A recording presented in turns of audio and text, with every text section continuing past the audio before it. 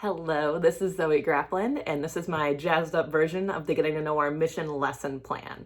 So what I would start out with would actually be welcoming the students into the classroom, unless they're already there, but telling them that we got a video and that we were going to actually watch this video because it had a mission for us. And I made a video, which you'll see later, reading the mission letter rather than just reading it out loud to them. So it would have both subtitles as well as an opportunity to look at the letter themselves, but just kind of seeing it in a different way as a video. And it's kind of funny because it would be me as their teacher reading it to them as a different persona. But doing that and playing the video and answering any questions that the children have for me at the time about what even is this mission and what's going on. After having that, kind of jumping into what I would like to call agent preparation. And I think it was a fun way to add something into the lesson that made it really engaging and allowed children to take authority over their own learning. And we could choose and write our own agent names on our name tag. So I have a little example here, Agent Awesome, of course. And this is something that we could all do and all wear our name tags throughout, just kind of have that little exciting factor along with the lesson to make it more jazzy. So each child will also get a mission envelope. So this is just kind of an example. Keep all the stuff for this, all the modules for this entire lesson in this folder. So not only easy to organize work, but inside this mission envelope, they'll have a notebook, the worksheet that they're supposed to complete for this lesson, the letter of the mission, the tool song, and the story that we'll be reading as well. So they have access to different types of the wording that we're looking at, whether they're hearing it, looking at it on a projector, just looking at it in their own way and having time to kind of familiarize themselves with it. So after having all that preparation and kind of excitement and kind of calming down and taking a deep breath, moving into what our first challenge is for the experience. So I would like to have a large group on the rug and kind of set those classroom expectations again, reminding them what it takes to listen and be kind to one another, and making sure that we're following all those rules that allow us to learn and flourish in the classroom. So things I'd start off with before reading the story of the magic bow, I would think about what is a bow? And I would ask, do you know what a bow is? And kind of allow that time to explore what that is. So children that think it's a bow on a present or a bow on their head is a little different than a bow and arrow. So kind of clarifying that before diving into the story and figuring out what that previous background knowledge is. So reading the story, I thought it would be interesting to divide it up on Google Slides and kind of add some visuals to it as well, rather than just put the story on a projector in the 12-point font that it was given to me in through the lesson. And with that, not only is it a little easier to kind of break apart the words, but when I point to them and read them, the children can actually see. It might be a little bit easier, it's bigger, it's less to focus on, and adding the visuals to actually know, like, what does a bow look like? What does an arrow look like? And just kind of adding that context for them. I would also bring attention new words and definitions to make sure we're understanding what these tools are or what they can be doing. So allowing that further in the lesson, they understand what we're actually doing. And then after reading the story, asking questions throughout and kind of asking like what they thought of it. What do you think of it now? Any changed ideas? And I would move into taking the pictures of the tools out of the folder. I wanted to incorporate it because I know it was in the mission letter, placing them on the floor kind of in the circle area, having them in the middle and be like, oh, look with your eyes. What do you see in front of you? Do you notice any of these things? What do you see? Have you seen any of these before in real life? And having that conversation, just introducing what the tools are, even though it's just a little image of them.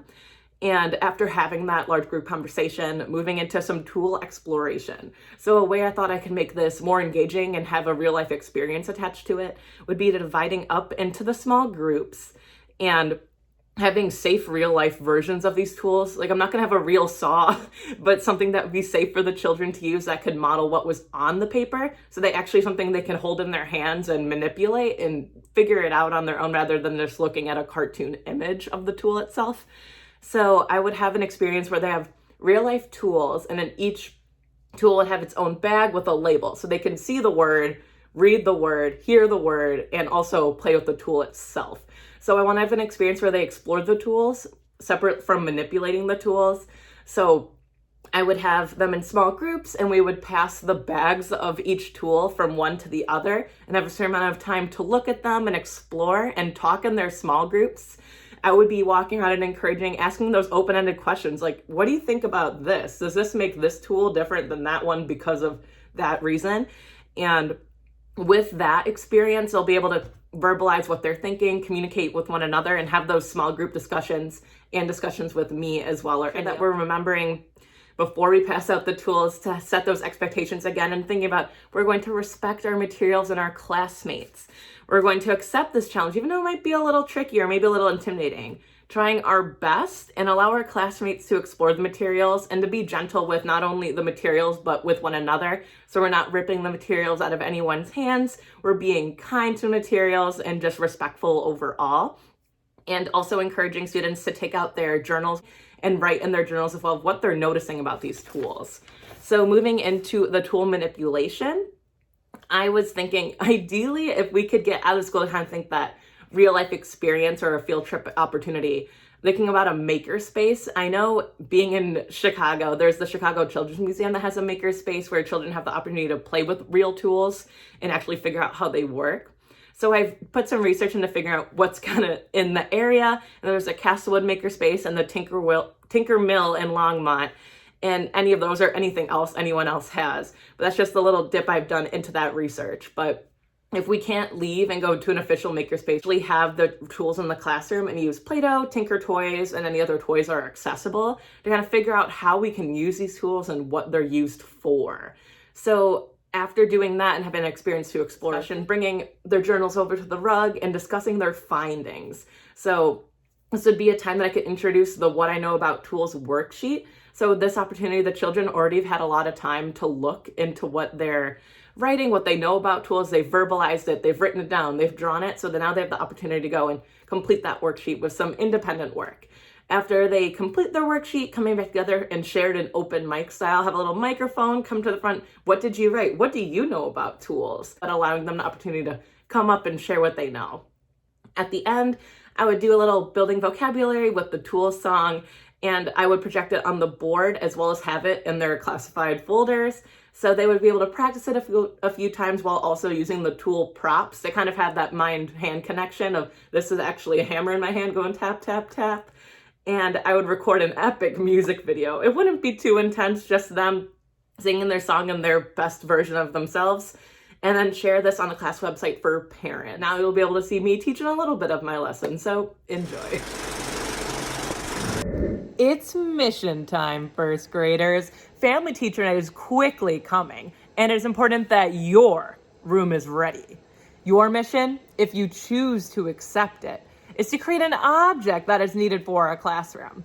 In order to build the best object possible, you will need to complete challenges along the way. These challenges will help you learn how to create an object for the classroom.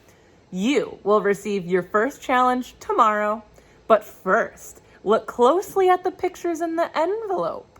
They will get you one step closer to accomplishing your mission.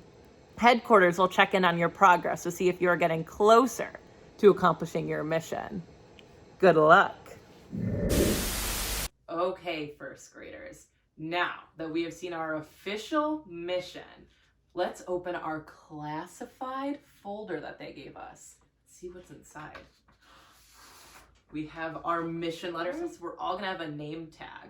We're gonna have to create our own agent name so everyone knows who we are, the agents working on this important mission. I already have my name here. I have Agent Awesome. Before we dive into our first challenge, is we are going to create our own name tag. So I'm going to pass it around so you all can see it in a moment, but not yet. You're going to go to your seat calmly and quietly, open up your classified folder, and you'll find the name tag, like the one that's being passed around. Seats when I say go, and we're gonna walk calmly and quietly. Give me a thumbs up if you're ready to go. Yeah, okay, so ready, set, go. So now that we all have our secret agent names and we're settled and ready to get started on our first challenge, we are going to begin. Magic bow. Does anyone know what a bow is? You can let me know by raising your hand. Ourselves of our rules when we're reading a book aloud. Does anyone want to remind me what our class rules are? Good. So we are going to stay with our ears open. Our magical, owned a magical bow. Can anyone tell me what they think the word magical means? Have you heard this word before? Have you seen it? What do you think it means?